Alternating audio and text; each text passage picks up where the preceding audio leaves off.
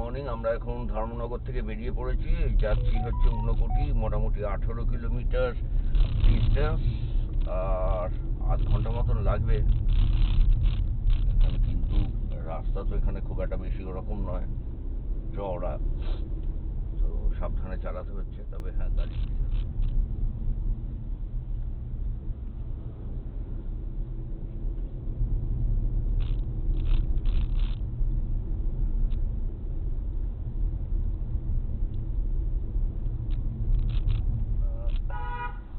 Dharmanagar হাফলংয়ে breakfast করলাম, করে এবার এগিয়ে যাচ্ছি ঊনকোটির দিকে। 12 কিলোমিটার যেতে হবে ঊনকোটি। সামনে কৈলাস শহর, তার আগে লেখা হালকা ঠান্ডা, বাইরে টেম্পারেচার 17 ডিগ্রি। তো চলুন আমরা যাই, সামনের রাস্তা দেখতে দেখতে আপনাদেরও দেখাচ্ছি।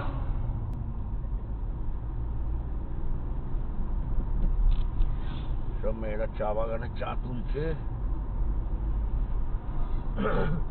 এটা হচ্ছে ওয়েস্ট হাফলং,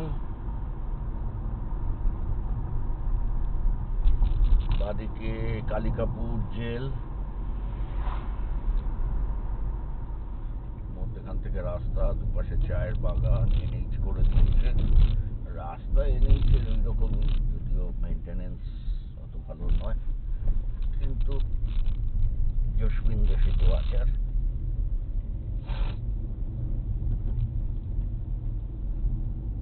রাজধাবা রাজনগর, আমরা রাজনগর ক্রস করছি। আর রাস্তা এরকম ভালো সবুজ আছে, ত্রিপুরাতে সবুজের সমারোহ অনেক বেশি।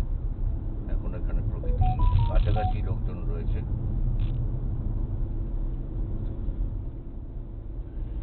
আমরা ঊনকোটির দিকে এগিয়ে চলেছি।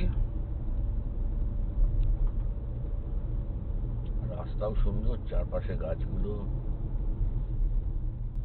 আমরা পৌঁছলাম ঊনকোটি ডিস্ট্রিক্ট, সামনে এনএইচ 208A দিয়ে আমরা যাচ্ছি। সকালবেলা, এখন সময় 10টা।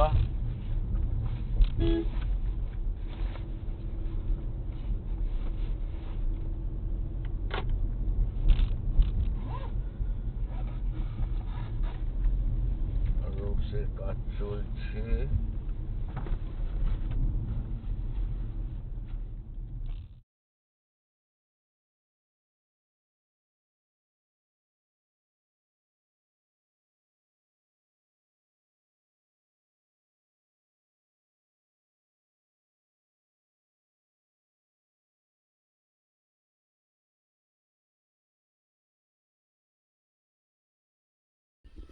আমরা এখন ঊনকোটি দিয়ে ঢুকে পড়েছি। ঢুকে পড়ে এই রাস্তা দিয়ে এসে এগিয়ে যাচ্ছি সামনের দিকে। আর চারপাশটা এরকম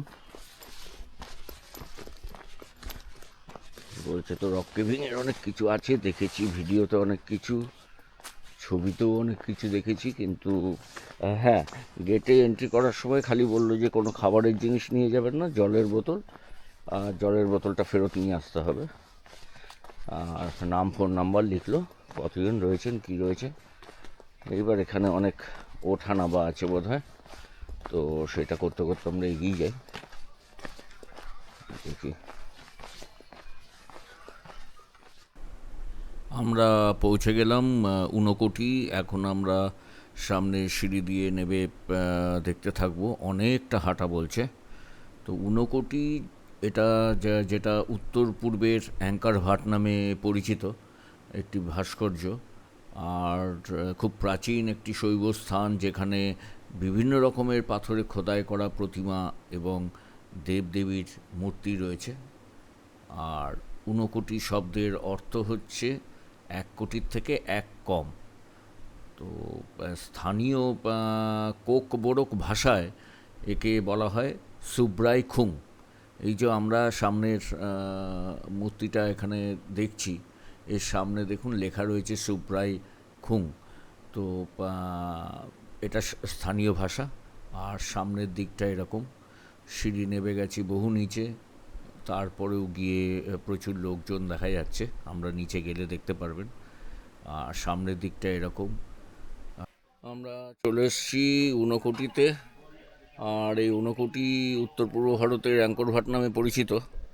তো আপনাদের চারপাশটা ঘুরিয়ে দেখাচ্ছি, প্রচুর সিঁড়ি রয়েছে, নেমে যেতে হবে। তো চলুন আমরা যাই আর আপনারাও দেখতে থাকুন। এই সিঁড়ি নেমে গেছে, অনেকটা সিঁড়ি নামা। আমরা ঊনকোটিতে রয়েছি, আর ঊনকোটি এখন ঘুরে আপনাদের দেখাচ্ছি। আর এই যে ঊনকোটির এই জায়গাটা, যেটা যে পর্বত শ্রেণী আর কি, যেটা রয়েছে, যার মধ্যে এই এই ধরনের মূর্তিগুলো পাওয়া গেছে, এইটা হচ্ছে রঘুনন্দন পর্বত শ্রেণীর মধ্যে একটি পাহাড়। তো এখানে প্রায় 1 কোটি থেকে একটা কম মূর্তি রয়েছে। আর এখানে যেটা হিন্দু শাস্ত্র মতে, সেটা হচ্ছে ভগবান শিব একবার কাশী যাওয়ার পথে এখানে একটি রাত কাটিয়েছিলেন। আর 99,99,999 দেবদেবী, শিবসহ আর কি 1 কোটি, তাকে অনুসরণ করেছিলেন। আর তিনি বলেছিলেন যে তিনি তার যারা সঙ্গী সাথী ছিলেন তাদেরকে বলেছিলেন যে সূর্যোদয়ের আগে ঘুম থেকে উঠে কাশীর দিকে যেতে। কিন্তু দুর্ভাগ্যবশত ভগবান শিব ছাড়া আর কেউ জেগে ওঠেনি। তিনি একা কাশীর উদ্দেশ্যে যাত্রা করার আগে অন্যদের অভিশাপ দিয়েছিলেন যে তারা পাথরে পরিণত হবে। এভাবেই এই স্থানটির নাম হয়েছে ঊনকোটি। তো চলুন চারপাশটা এরকম আমরা দেখতে দেখতে এগিয়ে যাই, অনেকটা নিচে নেমে আসছি কিন্তু। আর যে আসল যে শিবের মূর্তি, সেইখানটা আমরা পৌঁছে গেছি। আর মানে তখনকার দিনে যে কিভাবে পাথরে এরকম খোদাই করে এত মূর্তি সুন্দর সুন্দর তৈরি হয়েছে, এখানে না আসলে মানে ঠিক বলে বোঝানো যাবে না। আর চোখে যেটা দেখা যায় সেটা তো আর ক্যামেরার লেন্সে আসে না। চোখের লেন্স হচ্ছে সব থেকে বেশি ওয়াইড, আর পারফেকশান তার অনেক বেশি। আমরা এখন পৌঁছে গেছি এই যে আসল যে জটাধারী শিব, সেই শিবের মূর্তির এখানে। আর এখানে অনেক লোক এসে পুজোও দেন। এই জলের থেকে নিয়ে ওনারা পূজা অর্চনা করেন। এখানে পুরোহিতও আছেন। তো এই যে শিবের মূর্তি, এটা প্রায় 30 ফুট উঁচু। 30 ফুট উঁচু মূর্তি। এই মূর্তির এক পাশে রয়েছেন দুর্গা, আরেক পাশে আরেকটি নারী রয়েছেন। এছাড়াও যদি খুব ভালোভাবে দেখা যায় তাহলে আরও ছোট ছোট প্রচুর মূর্তি রয়েছে। মানে তার মধ্যে মানে বুঝেছি যতটুকু, ততটুকু হচ্ছে ওই নন্দীসারের বিশাল মূর্তি রয়েছে। এছাড়া রয়েছে সিংহের ওপর দাঁড়িয়ে থাকা দুর্গা। আর এই যে এইখানে যে লোকজন, প্রত্যেকে মানে লোকাল যারা রয়েছে তারা এসে এখানে পুজো টুজো দেন, মান্যতা রয়েছে আর কি। তো আমরা এবার এই দিক দিয়ে উঠেই যাব, ওপরের দিকেও নাকি প্রচুর মূর্তি রয়েছে। তো চলুন একবার দেখে নিই কী রয়েছে কী রকম। তবে পুরোটাই রেলিং দিয়ে একদম ব্যারিকেড করা। আর রাস্তা কিন্তু যথেষ্ট ছোট ছোট থাকলেও চড়াই অনেক। আর এই মূর্তিগুলো বিভিন্ন সময়ে এই খোদাই করে এই মূর্তিগুলো পাওয়া গেছে। তো সেটা সংরক্ষণের জন্য এরকম একটা জাল দিয়ে জায়গায় রাখা আছে। তো আমরাও এটাকে ঘুরে দেখে নিলাম। প্রচুর রকমের মূর্তি রয়েছে, বিশেষ করে যখন বলা হচ্ছে যে 1 কোটি থেকে একটা কম, সুতরাং বুঝতেই পারছেন পুরো এই পর্বতটার এলাকাটা জুড়েই বিভিন্ন পাথরের খোদাই করা আর বিভিন্ন মূর্তি রয়েছে। তো যারা এসব নিয়ে পড়াশোনা করেন তাদের জন্য আরও খুবই ভালো। স্থানীয় অধিবাসীরা বিশ্বাস করেন যে এই মূর্তিগুলোর যে নির্মাতা, তিনি ছিলেন কালু গুর্জার। তিনি পার্বতীর ভক্ত ছিলেন। আর শিব পার্বতীর সাথে কৈলাস পর্বতে তাদের বাসস্থানে যেতে চেয়েছিলেন। পার্বতীর পীড়াপিড়িতে শিব অনিচ্ছায় কালুকে কৈলাসে নিয়ে যেতে রাজি হন, কিন্তু এই শর্তে যে একটা রাত্রের মধ্যে তাকে 1 কোটি শিবের মূর্তি তৈরি করতে হবে। কালু তৎক্ষণাৎ এই সব কাজে জড়িয়ে পড়ে, কিন্তু যখন ভোর হলো তখন দেখা গেল যে 1 কোটি যে শিবের মূর্তি তৈরি করার কথা ছিল তার থেকে একটি কম ছিল।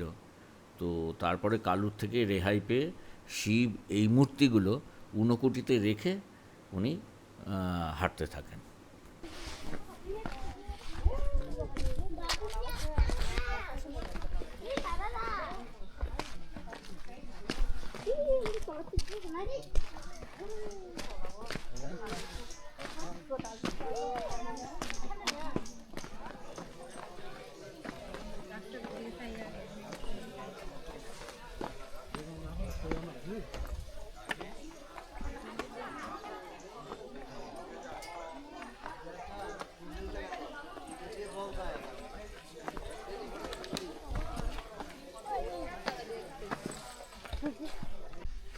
আমরা একটু শর্টকাট নিয়ে এই রাস্তা দিয়ে এগিয়ে চললাম।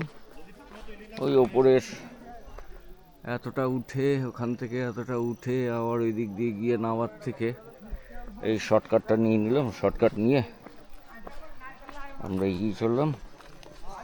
ছোট রাস্তা, অনেক সিঁড়ি ওঠা নামা। সাবধানে আপনারা যারা আসবেন অবশ্যই জুতো পরে আসবেন, স্নিকার টাইপের জুতো, সফট, নইলে খুব কষ্ট হবে। আর সিঁড়িগুলো সব আনইভেন, সুতরাং ওঠা নামার খুব কষ্ট হবে। চলুন, নিচে রয়েছে গণেশ মূর্তি, আমরা এটা দেখবার জন্য নিচে নেমে যাই। খালি ওপর থেকে দেখাই, দেখুন এই সিঁড়ি নেবে কত দূর গেছে, গিয়ে ওই নিচে এখানে গণেশ মূর্তি। চলুন আমরা যাই।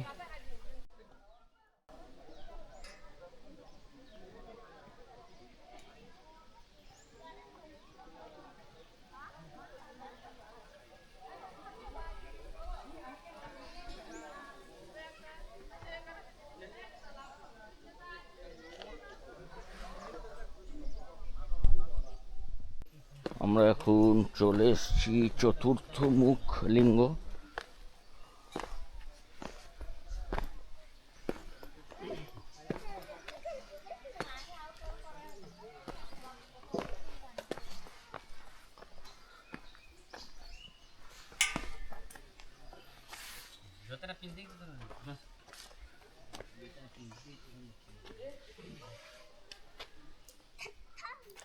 সত্যি কথা বলতে কি, এই ঊনকোটে আসলে এখানে কিন্তু প্রায় হাতে অনেকটা সময় নিয়ে আসতে হবে, 2-3 ঘন্টা। অনেকটা চড়াই উতরাই রয়েছে, আর সেই অনুযায়ী আপনাদের পর্যাপ্ত রেস্ট নিয়ে হাঁটতে হবে। আর দেখতে হবে বেশি গরম জিনিসপত্র এখানে লাগছে না। জলের ব্যবস্থা অবশ্যই সাথে করে নিয়ে আসবেন, আর পায়ে যেন স্নিকার জুতো থাকে, তাহলে আপনাদের হাঁটতে সুবিধা হবে।